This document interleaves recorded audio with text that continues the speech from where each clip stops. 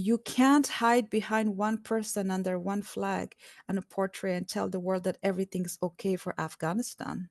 Friba Rezayee was the first woman to represent Afghanistan at the Olympics in 2004.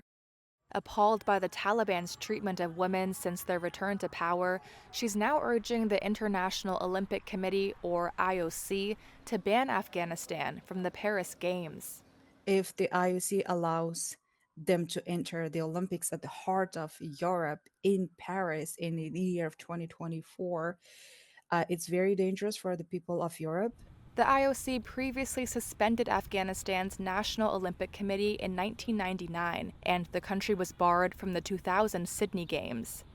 Afghanistan was reinstated after the fall of the Taliban, allowing an 18-year-old Rezayee to compete in judo at the 2004 Athens Games. At the time, she was convinced her pioneering role would help advance women's rights. When I returned from the Athens Games, I stayed in Afghanistan and I wanted to stay in Afghanistan and I continued my training because I saw the changes, the important changes. Now, she says those hopes are crushed.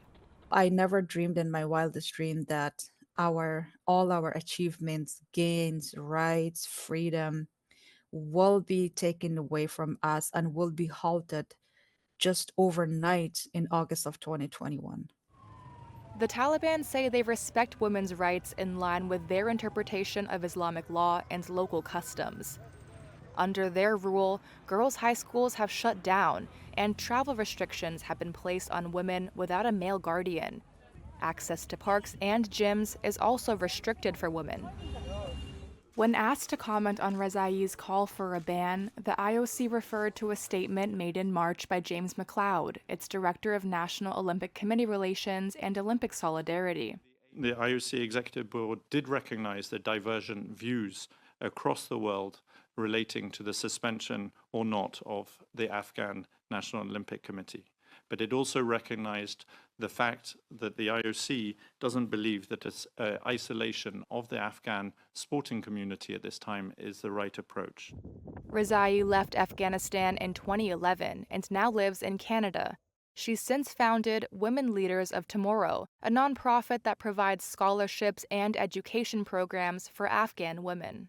To me, it feels like whatever I did to support women's rights, gender equality, women's rights to sport back in 2004, it is all undone by the IOC and by the Taliban and people who tolerate the Taliban.